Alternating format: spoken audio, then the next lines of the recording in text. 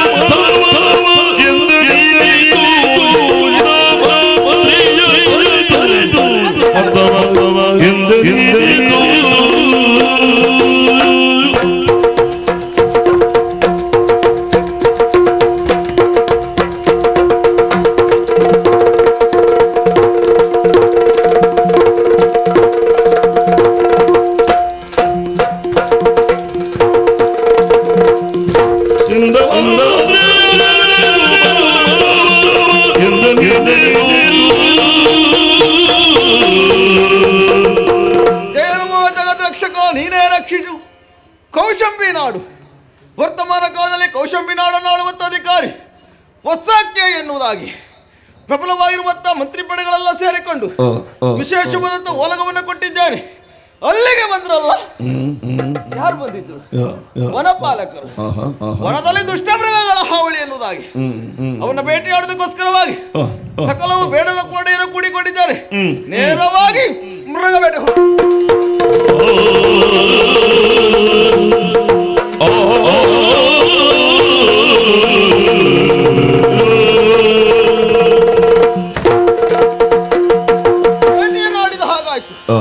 ಶಬರರ ಪಡೆಗೆ ಎಲ್ಲ ವಿಶ್ರಾಂತಿ ಬಿಡುವುದಕ್ಕೆ ಅವಕಾಶ ಮಾಡಿಕೊಟ್ಟಿದೆ. ಆದ್ರೆ ಮನಸ್ಸಿನ ಆಯಾಸವನ್ನ ಕಳೆಯಲು ಸುಖವಾಗಿ ಸ್ವಲ್ಪ ವನವನ್ನ ನೋಡುವ ಅಂತ ಆಲೋಚನೆ ಮಾಡಿದ್ರೆ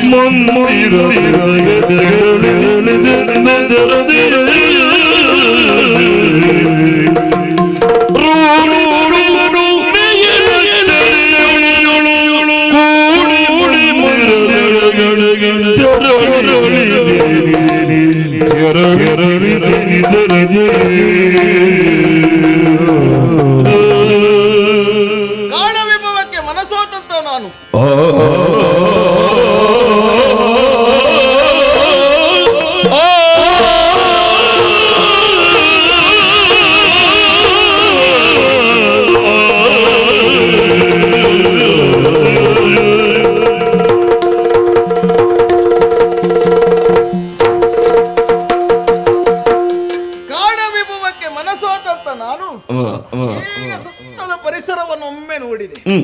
ಅಪ್ಪ, ಸುರಪ್ಪನ ಮನೆಗಿಂತ ಮಿಗಿಲಾದ ಮನೆಯೊಂದು ನನ್ನ ಕಣ್ಣಿಗೆ ಗೋಚರಿಸಿದ ಹಾಗುಂಟು.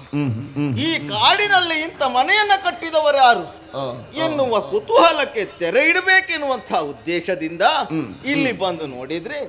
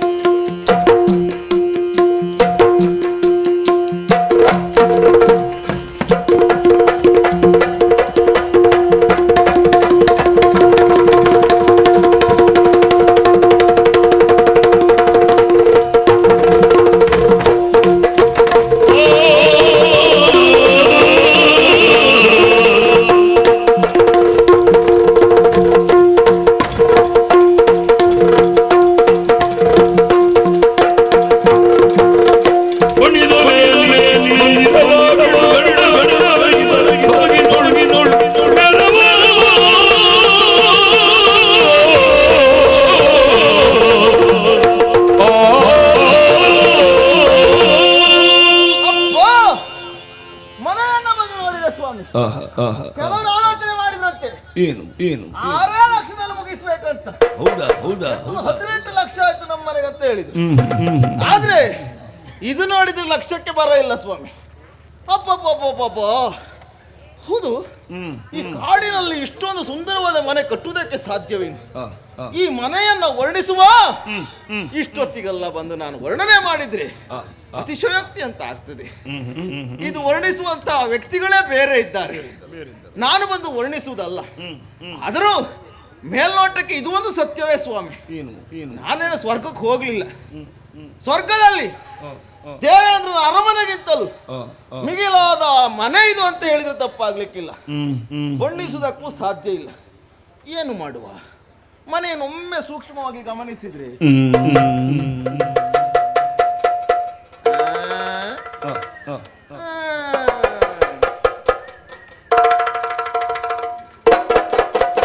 ಯಾರು ಆ ಕಡೆ ಈ ಕಡೆ ಚಲನೆ ಮಾಡಿದ ಹಾಗೆ ಎಂತದ್ದು? ಇದು ಜಿಂಕೆ ಅಲ್ವಾ? ಕಾಡು, ಮನೆ, ಜಿಂಕೆ ಕಣ್ಣು, ಇದು ಜಿಂಕೆ ಅಲ್ಲ, ಯಾರೋ ಇದ್ದ ಹಾಗೆ ಉಂಟಲ್ಲ. ನನ್ನೊಳಗೆ ಯಾಕೆ ಚರ್ಚೆ? ಮನೆಯಲ್ಲಿ ಯಾರಾದ್ರೂ ಇಷ್ಟ ನೋಡಿದ್ರೆ ಇರ್ಬೋದಾ ಮನೆಯೊಳಗೆ ಯಾರಿಲ್ಲ, ಮನೆಯೊಳಗೆ ಯಾರು ಕಾಣಿಸುವುದಿಲ್ಲ.